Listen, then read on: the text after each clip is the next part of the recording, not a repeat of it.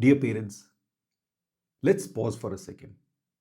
Not as a parent, not as a provider, but just as a human being asking another, what do you really want for your child? You probably want them to be successful in their career, financially secure, mentally very strong, socially respected, and emotionally content. Now, here's the follow up that stings a bit. Where does most of your daily parenting time actually go? Parents waking up the child scrolling phone, the arguments, the homework, nagging, slamming doors. Let's be honest. Most of us are spending energy on the reminders, these conflicts, rules, discipline, and repeat. It's like being stuck in a loop. You start your day solving a small issue, and by the evening, it feels like you have aged a week. This, my friend, is what I call problem parenting. Problem parenting is like bailing water from a leaking boat. You worked hard, but the direction, that's missing. What if your energy is going in fixing the day, but not actually shaping their decade? You try storytelling, you try gentle parenting, you try the strictness. Some days you scroll through these Instagram reels on parenting hacks, and yet your teen still seems distant, distracted, and disconnected. Because here's the truth: problem parenting is reactive, the progress parenting is strategic. Progressive parenting is where your efforts move from controlling today's chaos to building tomorrow's clarity. It's rooted in three powers: the clarity, what kind of an adult do you want your child to become? The prioritization, what deserves your time and what doesn't? Then the diligence, can you stay the course even when the results aren't immediate? Problem parenting is like putting out fires, whereas progressive parenting is building the fireproof foundation. Let's talk about the elephant in the parenting room. Most parents I meet love their children dearly, but they miss building what matters most. Why? Because they operate from some common and very dangerous belief. Let's see. Belief number one is life will teach them. Sure, life teaches, but life teaches based on exposure.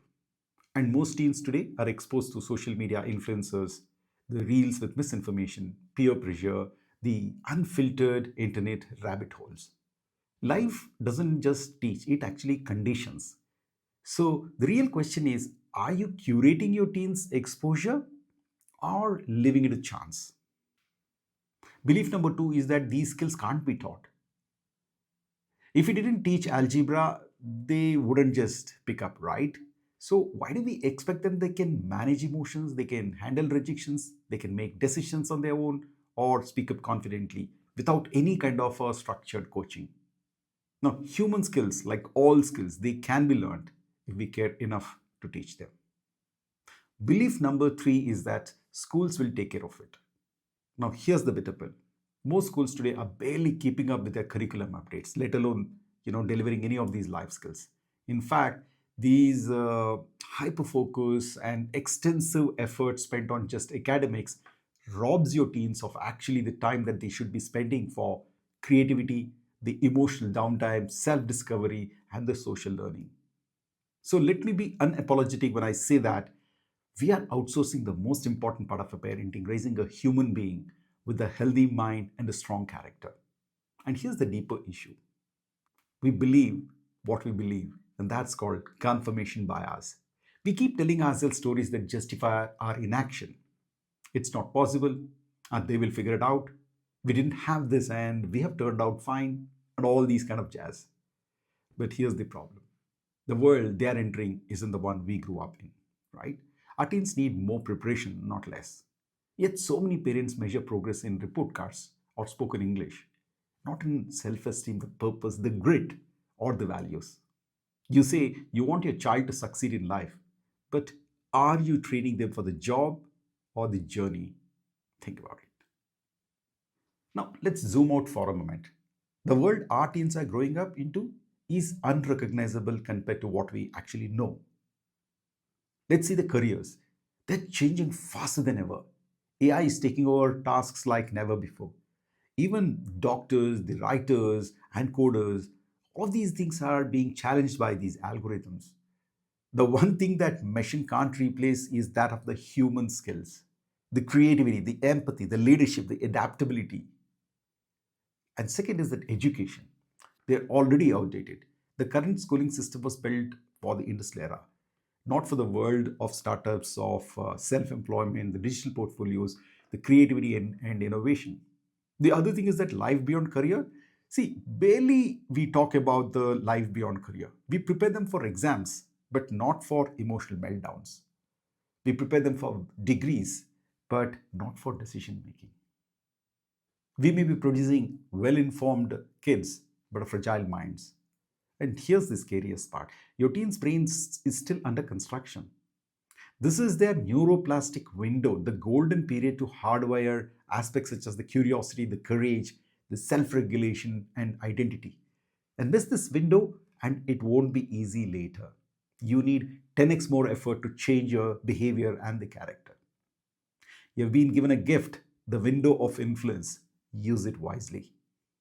So, what can we do about it? How can you raise a teen who is not just prepared for the next exam, but for the next era? Here's your progressive parenting game plan. Number one is redefine education. Stop treating academics as the whole picture. Start treating life skills as essential, not an optional.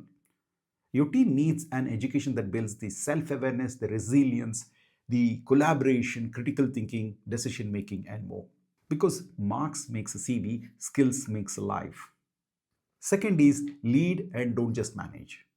You're not just a caregiver, you're the CEO of your child's development. Great parenting isn't about controlling their choices, it's about creating the conditions for right choices to actually emerge. The third is that curate their environment. Your teen becomes who they're exposed to. So design their environment to include the value based peers, mentors who inspire, and the conversation that elevate. Because a strong peer group is better than a strict rule book. Four is that coach the invisible skills. Teach them how to handle failures without falling apart. Let them manage their emotions without the guilt. They should be able to make decisions with clarity. They should be able to speak their mind with the kindness and assertiveness. They should be able to bounce back when things go wrong. They're not soft skills, these are survival skills for the 21st century. Parenting isn't about making life easy for your child, it's about making your child strong enough for life. So let's stop firefighting, let's start future building. Let's move from marks to the mindset, from pressure to the preparation, from problems to the progress. Therefore, join me in the journey for progressive parenting because your child doesn't need a perfect parent. They need you who's aware, intentional, and committed. And that changes everything. Now, here's the thing, every parent I meet shares the same dream to see their children become more confident, capable, and future ready. Not just academically sound, but truly equipped for life. But here's what most of them whisper behind their dreams, I know what I want for my child, but I don't know how to give it to them. And that's not a lack of love, it's a gap of systems. The truth is that the world our children are growing into is vastly different from the ones which we grew up. But our parenting tools still built for the world that no longer exists. At Brain Behavior Academy, we realized that today's parents are not falling short due to lack of intent, but due to overwhelming demands and those invisible barriers. Many parents barely have time for themselves, let alone hours to decode teen behavior. For those who want to coach their child, struggle to wear both the hats, that of the nurturer and that of a trainer. You can't be a parent and a coach at the same time because it's confusing for the teen. And then stimulating a strong, constructive peer group at home is next to impossible. And add to it, many of us carry our own unresolved experiences from our childhood, right? Unknowingly, we actually project all of those things to our children. Therefore, it's a perfect storm. And that's exactly what we set out to solve at Brain Behavior Academy. After years of working with teens, combining evidence from psychology, the behavior science, and my corporate leadership models, I built what is called as ICSEA framework. Think of it as a modern blueprint that goes far beyond the usual buzzwords like the 21st century skills of social emotional learning.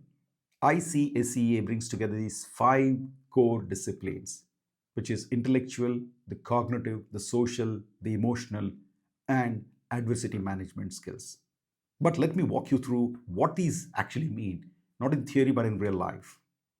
The first pillar, which is intellectual skills, is moving from information to insights.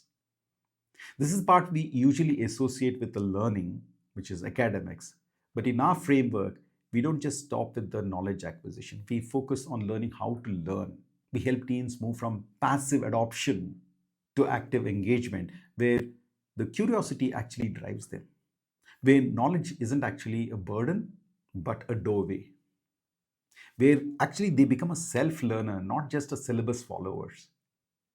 Whether it is developing a love for books, mastering how to research, or building mental models, they become thinkers, not just the students. The second aspect is that cognitive skills. This is like thinking that builds futures. In many schools, critical thinking and decision making are words printed in brochures. In really, they are barely touched. But for us, these are essential muscles. We create challenges that stimulate creative thinking, activities that push to ask better questions, evaluate opinions, break these patterns, and build confidence in their decisions without the fear of being judged or being wrong. It's like watching a fog clear. Suddenly, there's no longer unsure. They can think clearly, act decisively, and even explain why.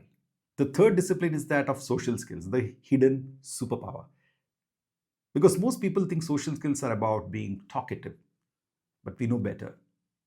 Real social skills come from being able to build trust without actually faking it, communicate authentically, stand for the values without actually offending, handle conflicts with maturity, and collaborate without losing your identity. See, our teens learn this not by attending a speaking skills class, but by engaging in conversations that matter, by playing roles, taking feedback, and most importantly, by being seen, heard, and respected in the group. And the fourth one is these emotional skills, which is our inner compass. This is one is very close to my heart because emotional maturity is what helps teens survive the world after these certificates and these college admissions. But here's the thing, teens don't respond to lectures. You can't just say, be more accountable or stay positive. And that's why we create an environment where these qualities emerge organically. We design experiences that gently surface, such as these self awareness, the adaptability, intrinsic motivation, being resourceful, and yes, the most important, the gratitude. Because what's the point having a wealth when we can't appreciate it?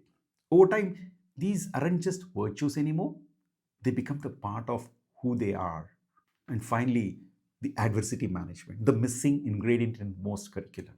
And this is the part no one talks about until life really hits hard. What happens when your teen faces challenges or failures? When they're rejected, when they're humiliated, bullied, or compared? Most teens freeze or crumble or escape. And that's why we teach them how to respond, not react, how to reflect, how to process setbacks, how to stand up for themselves, stand up again. But we do it in a way that doesn't feel burdensome. We use storytelling, these challenges, we use group exercises, we do mock drills. They learn to laugh at mistakes, find the lessons in a mess, and walk out stronger. And how do we do that? Let's see what our methodology is. And it's not about just knowing, from knowing to doing to mastery. And that's our methodology. Now, here's something I want every parent to hear. Understanding a skill is only step zero. The real growth actually begins with the skill becomes their second nature. That's why at Brain Behavior Academy, we don't just give them the information, we shape transformation. We don't live like the CBSE gives you affirmative statements, but we make them imbibe, internalize, and become their second nature. We use a blend of time tested tools and our own proprietary approaches. Let's say from Socratic methods to the pitch, from the six thinking hats to the gamified behavioral rituals. From the humiliation chamber, that is, don't worry, it's going to be safe and powerful, to one of the kind modometer and model framework. Every method we use is carefully designed to help a team move from awareness to action and finally into automaticity, where their behavior aligns with their values even when no one is watching. Now, interesting thing is that our model is hybrid model. It takes the benefit of group energy, which meets with the personal guidance. So we deeply believe in one truth. All human beings are similar, but every individual is unique. I repeat it again. All human beings are similar at the top, whereas at the granular level, every individual is unique as their fingerprints. And that's why we designed a two-layer hybrid model that blends group synergies with the individual focus. The higher level, which is the common foundational skills. Every week, team joins us for live online sessions where they interact, share, debate, and grow together. The setting also helps them build the social facilitation, the peer learning, real time collaboration, and the leadership presence. They learn from each other, not just from us, because the right tribe can spark transformation faster than any of our feedback that we can give or any textbooks. At the bottom, the level is level 2, which is individual developmental plan. Here, where it gets personal, each team creates their own goal script, a detailed map of who they want to become, what they are actually struggling with currently, and what habits or patterns are holding them back. They meet regularly with a coach, someone who understands them beyond their behavior, someone who reads between the silences, and together they build a momentum and a goal to achieve. Now, beyond all of these things, there are a number of things that helps them transform. Learning doesn't only happen in class. So we have designed powerful touch points that stretch the comfort zone. For instance, the GRIT bootcamp, the 21 days of intentional challenges for deep behavior change. The public speaking labs, because owning your voice changes everything. The guest mentor series, exposure to the real world achievers and the game changers, be it the career design studios where not just the guidance but design thinking for their future, the AI and global awareness labs preparing them for the world that's already arrived, and so many more. Now, Future Team is a movement, it's not a program. We don't run a program. We are building a parallel school for the future, a community of teens who are not just growing up, but rising above. It's a behavior gym where their inner muscles are shaped week after week. It's a safe space where autonomy is respected, not feared. We call it Future Ready Teen. And if your child is between 13 and 19 years old, or in the grade 8 to 12, if you believe in preparing them for life, not just for the exams, then I invite you to explore with us. Let's talk. Set up a call. Let's raise a generation that thrives inside out. Book a call with me, and I'll see you inside.